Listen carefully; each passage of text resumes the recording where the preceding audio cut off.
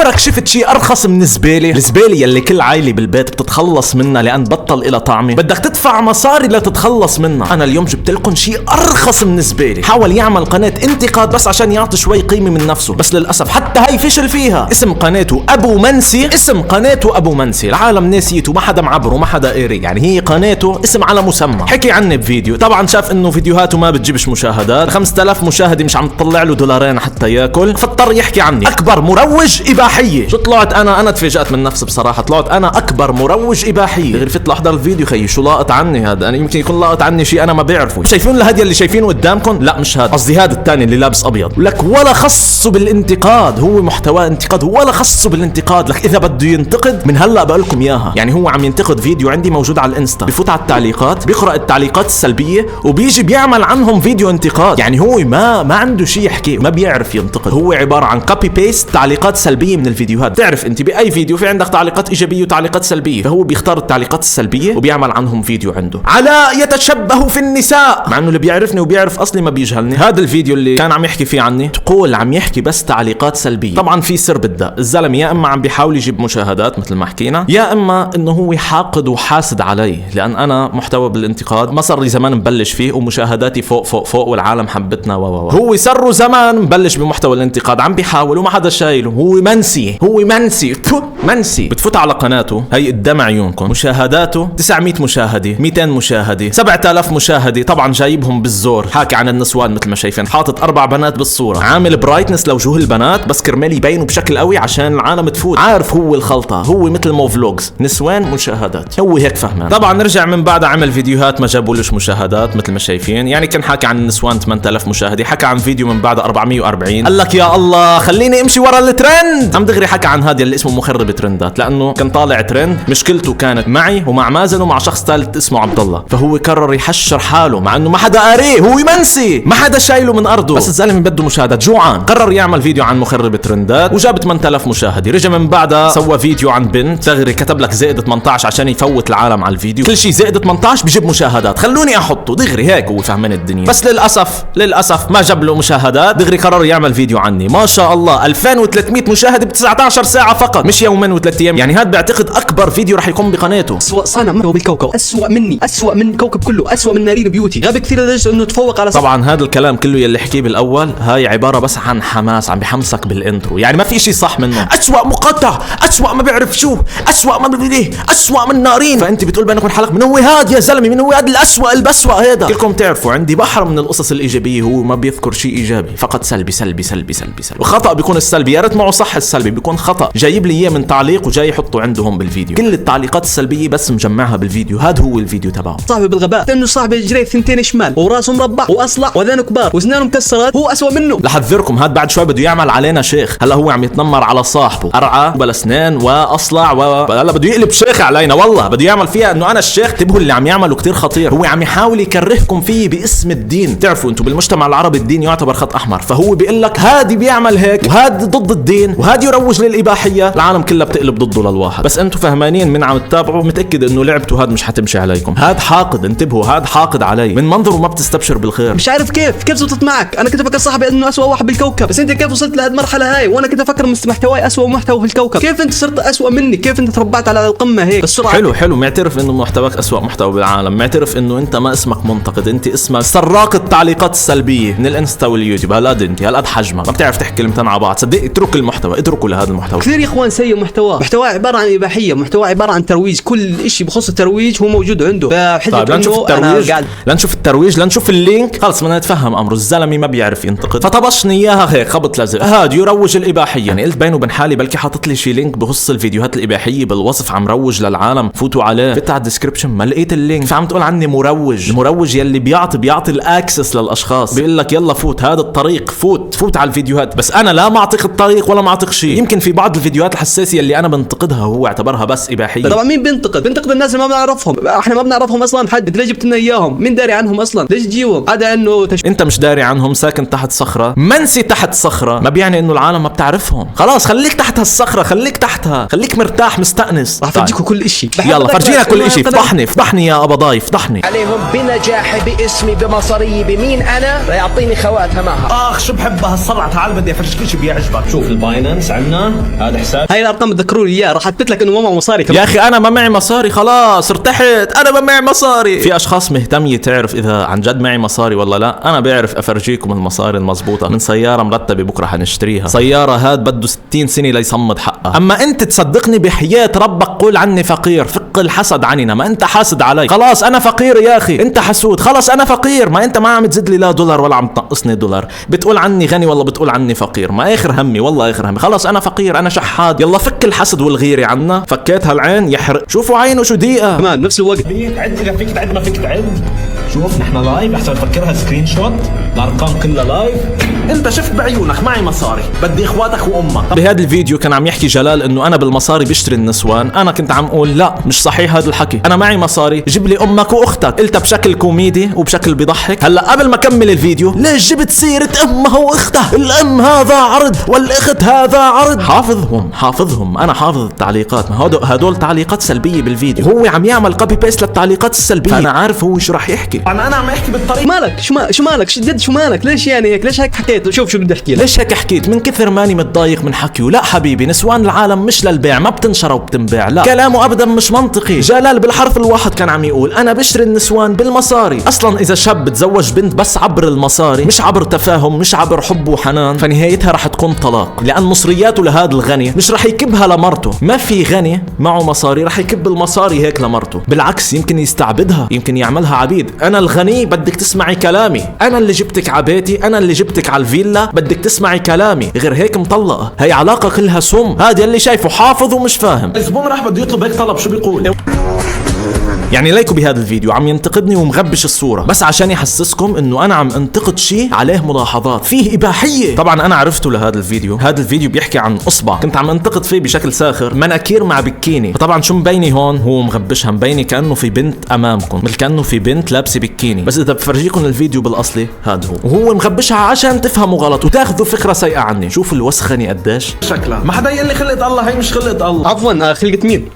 تعليق اقسم بالله تعليقات، والله العظيم شباب تعليقات سلبية كوبي بيست عنده بالفيديو. ما عنده شيء جديد، ما بيعرف ينتقد. رغم المشاهدات قناته الميتة، قناته المنسية تحكي لك الواقع. لا مشاهدات، لا محتوى، لا دنيا، لا آخرة، ولا شيء. وكمان كذاب وحقود وحاسد. يا اخت الرخص.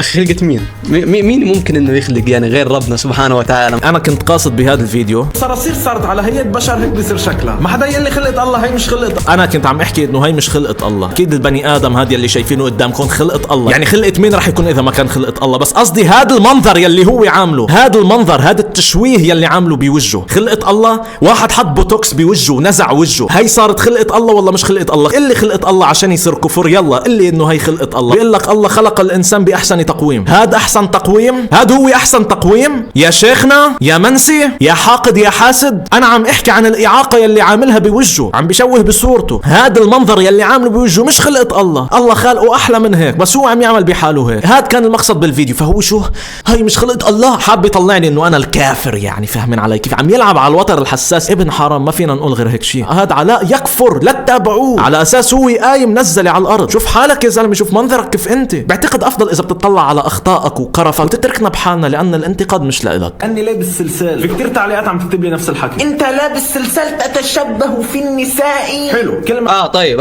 لابس سلسال تشبه.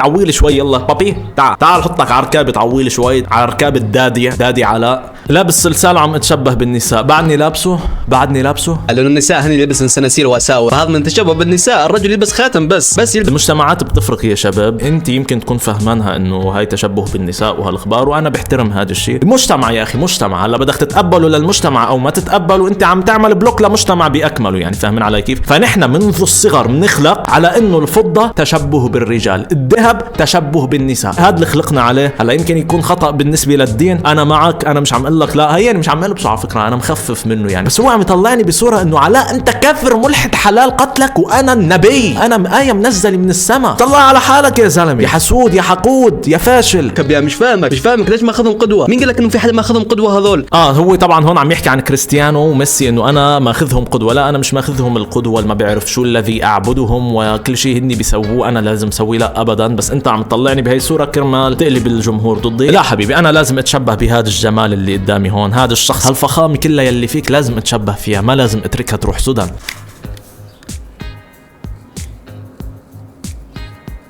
اللي المفروض اخذهم قدوه بالحياه، هذول قدوتك بالحياه. يعني جد انت يعني كانك جايب لي الموقف انه قال انه افهمتك انه قصدك انه ذا روك جاي، يعني ذا روك مش زلمه. ليش محسسني انه ازلم زلمه موجود على الكوكب؟ يعني مش فاهمك. لا لا لا لا, لا هو ذا روك مش ازلم زلمه، في حدا ازلم منه. انت يا الحبيب انت ازلم واحد يا زلمه. هو عم بدخن زلوميه، هذا الدخان مش دخان عادي، لا هذا الدخان اسمه زلوميه، بدخن زلوميه. الزلوميه بيستنشقها بقلب الرئه، بتفوت الزلوميه على رئته بيتنفس زلوميه. هو بيعتبر اي شيء بيحكي بموضوع الجنسيه هذا ترويج للاباحيه. هالقد ما تعطش للاعلانات والمصاري، تعال بحول لك $100 وبتسد بوزك، ومصاريك مصاري حرام باذن الله طبعا، لانك عم ترمي فتن. اي كلمه بتطلع بتخص شيء بخص الجنس بيعتبرها اباحيه. اي كلمه، انا ما حكيت بشيء ايجابي، انا كنت عم انتقد، عم احكي شيء سلبي، يعني مش عم خلي العالم تفوت، عم كره العالم انه تفوت. كيف وصلت براسك ترويج؟ يعني بدك تحكي لنا قصه حياه ممثلين الاباحيه؟ يعني ليش بدك تحكي لنا قصه حياه ممثلين الاباحيه؟ كثير اشخاص مهمين على الكوكب، مجرد خنازير وحسالة على كوكب الارض هذول، ليش قاعد تحكي لنا عنهم؟ ليش؟ كثير مهم. هو بيعتبر ادمنه محروم، مش شايف لحم بحياته. اي شيء بيعتبره اباحيه، اي شيء، اي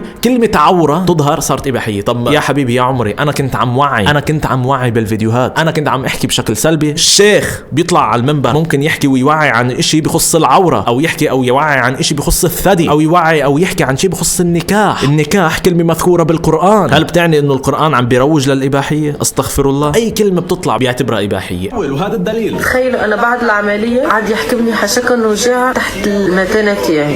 يا زلمه شو اللي بتحكي فيه؟ شو اللي بتحكي فيه بالله عليك؟ شو اللي طالع فيه؟ شو الفيديوهات اللي تطلع فيها انت؟ هسه بدك تيجي لو تشوف الفيديو بدك تيجي تهاجمني؟ لا انا ما... خلاص يا اخي افهمها مثل ما بدك تفهمها، فكك عني والله ما عادش إلي خلاق عليك. انا عندي تقريبا من وقتي 20% لاشرح للبني ادمين، للناس اللي بتستوعب. اما واحد عقله عقل كندره، انا شو بدي اشرح لك؟ خلاص حل عني، فكك عني، خلاص انا خرا يا اخي، انا خرا، انا زباله. روح عيش بهالنعمه. والفيديو الانتقاد الاخير بل واشرب ميته، هدول $2 اللي طلعتهم منهم صحتين على قلبك خيي، خلاص فل. تجيني واحد من الفنزات وبيحكي لي لا على احسن منك، بدي امزح رح انزل عنك فيديو مدته 18 دقيقه. يا ويلي عليك شو قبضاي، يا ويلي عليك شو قبضاي. شباب خافوا منه، مستنشق الرجوليه. اصلا هو ما بقى لنا رجوليه، الكره الارضيه نشفت من الرجوليه. هو بكل ضربه اكسجين عم ياخذها، بكل شفطه هواء عم يتنفس رجوليه الكره الارضيه كلها فاتت لعنده، بطل بقي لنا رجوليه ابدا. ليك الوحوشيه، ليك شو وحش. لا والبراهين وانت قاعد تقول لي لا بكفي تعبدوا مشاهير، بكفي. من كتر ما انه ضعيف بتحس يا زلمه ايديه مفصولين عن جسمه من كتر ما انه ضعيف. بكفي يا زلمه، بكفي يا زلمه، بليز.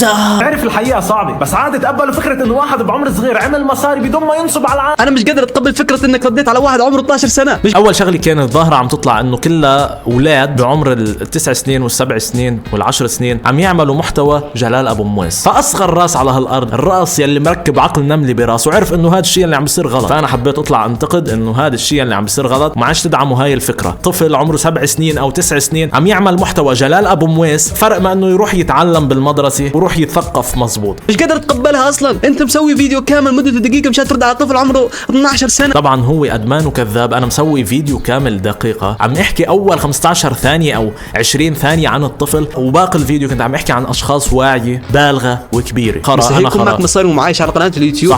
صحيح مستحيل يكون معي مصاري وبعدني عم نزل فيديوهات على اليوتيوب. صحيح ايلون ماسك كمان كذاب، مستحيل يكون معه مصاري وبعده عم ينزل تويت على تويتر. مستر بيست بعده عم بينزل فيديوهات انه فقير مسكين، إنا لله يا محسنين. انت عاقل القنن هذا اللي براسك من وين ناتعه خيي؟ والله العظيم مثل ما قلت لكم في عقوله عندنا بالمجتمع العربي شحاطه، والله وكيلك شحاطه براسه، شحاطه يا زلمه. اقسم بالله هيدي العقول هي اللي بتشوه صوره العربي، اقسم بالله. هاي العقول المتحجره ما بتستوعب، اللي بتحسها هيك مسخره صخره ما بتستوعب شيء. ومتجر الكمبيوترات تاعك والقناه اليوتيوب والشغلات هاي، انا مش قصه انه حازك على المصاري، الله يرزقك، بس لا بالمره مش حاسدني على المصاري، ولا مش حاسدك على المصاري انا، ولا مش حاسدك على المصاري. هسه بدي افوتك على قناه اليوتيوب. الختياره تبحث عن زوج بالصوره المصغره. انا مشتهيه. امتى حكت هيك؟ هي حكت هيك اذا حكت هيك مستحيل هي حكت هيك. ضروري هي تكون حكت هيك؟ الفيديو بيحكي عن هيك، ما ضروري تحكي. واحد سراق عم يسرق لازم يقول لك انا سراق لحتى تقول عنه انت حرامي سراق؟ ما خلص افعالك بتقول انه انت سراق حرامي. نفس الشيء هي كل افعالها انا عم اغريك، انا مشتهيه بشكل تعطيك فكره انه انا مشتهيه، بعدين انت شخصيا عاملها وكاتب زائد 18. اكثر من هيك تناقض مش شايف؟ لا خلاص يا ابو عقل النمله، والله العظيم بطل الي خلاق عليه، خلاص حل عني. الكل ديسلايك على الفيديو لانه كذاب عم يرمي فتن. هاد انسان بحط ميل الحرام بتمه لان كل حكي وتشويه بتشويه، كل حكي وفتن بفتن، وجاي يعمل فيها الشريف علينا. وما تقصروا بالتعليقات بالرغم انه هو عم يمحي كل التعليقات الايجابيه.